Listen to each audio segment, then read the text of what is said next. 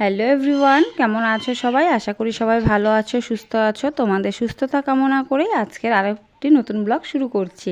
তো আজকের ব্লগটা দেখতে পাচ্ছ একদম রান্নাঘর থেকে শুরু করেছি। আর এই রান্নাঘরের ভিডিওটা কিন্তু আমার বাবার বাড়ির, মানে আমার বাবার বাড়ির থেকেই আজকের ভিডিওটা তোমাদের সঙ্গে শেয়ার করব। তো চলো, আমি সারাদিন আমার বাবার বাড়িতে কি কি কাজ করি তো সেগুলোই তোমাদের সঙ্গে শেয়ার করব। আর তোমরা তো দেখতেই পাচ্ছ যে আমি উনুন ধরানোর চেষ্টা করছি, মানে বাবার বাড়িতে এসে এরকম উনুনে রান্না করে খাওয়ানো মানে কতটা যে চাপের ব্যাপার হয়ে যায় ভাবো তোমরা। বিয়ের পর আমি কিন্তু উনুনেই রান্না করতাম, তখন আমাদের গ্যাস ছিল না, তো সবসময় কিন্তু উনুনেই রান্না করতাম।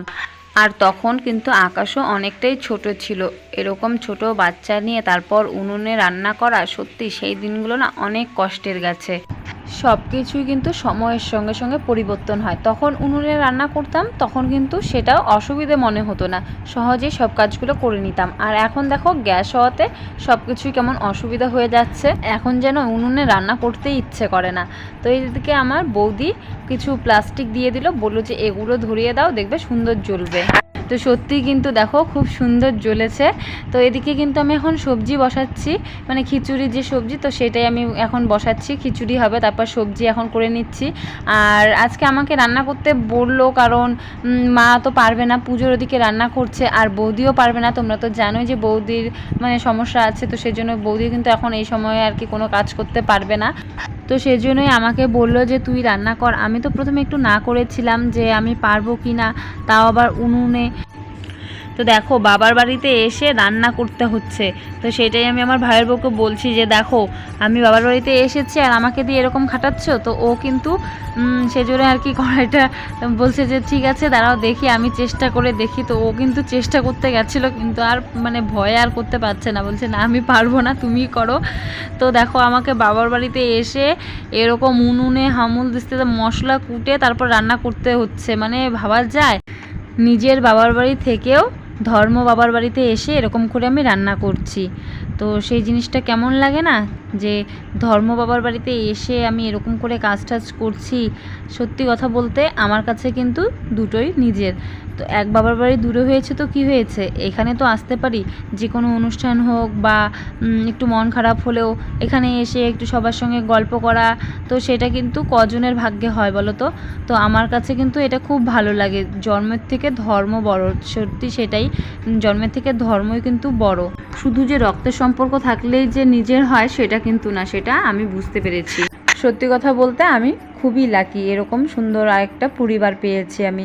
তো এদিকে গরম লাগছিল আমার, তো সেজন্য বৌদি আমাকে নাইটি এনে দিল যে নাইটি পরে রান্না করো। তো রান্না টান্না করতে করতে তারপর এদিকে চলে আসলাম এখন পুজোর এখানে।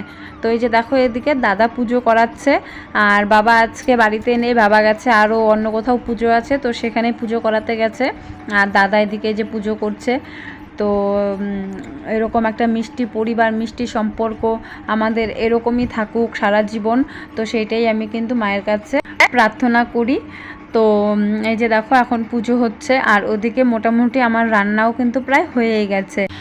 এর আগে কিন্তু কোনো বছর আমি পুজোর দিন আসতে পারি না বাবার বাড়িতে বলো, তারপর আমার ননদের বাড়িতেও কিন্তু পুজো হয়, তো ওদের বাড়িতেও আমরা যেতে পারি না। আর আমাদের বাড়িতে পুজো হলেও মানে বাবার বাড়ির লোক বলো বা ননদের বাড়ির লোক বলো, কেউ কিন্তু কারো বাড়িতে আমরা যেতে পারি না, কারণ আমাদের সবার বাড়ির পুজো এক তিথিতেই কিন্তু হয়। কিন্তু এই যে বৌদির অসুবিধা আছে জন্যই কিন্তু বাবার বাড়ির পুজোটা আগে হয়ে যাচ্ছে, আর ননদের বাড়ির পুজো আর আমাদের বাড়ির পুজো একসঙ্গেই কিন্তু হবে। তো সেই জন্যই কিন্তু আমরা কেউ কারো বাড়িতে যেতে পারি না। এই দেখো এতক্ষণ ধরে বকবক করছি, আর কি পুজো সেটাই তোমাদের সঙ্গে বলা হলো না। আজকে মনসা মায়ের পুজো।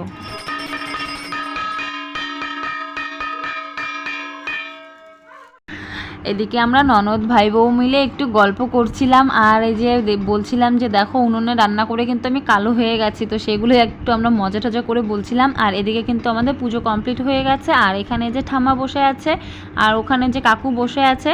তো আজকের বাবার বাড়ির এই ভিডিওটা তোমাদের কেমন লাগলো কমেন্টে জানাবে। আর আমাদের বাড়ির কয়েকদিন পর পুজো আছে, তো সেটাও তোমাদের সঙ্গে শেয়ার করব। তো চলো আজকের মতো ভিডিওটা এখানেই, দেখা হবে নতুন আরেকটি ভিডিওর সঙ্গে। তোমরা ভালো থাকবে।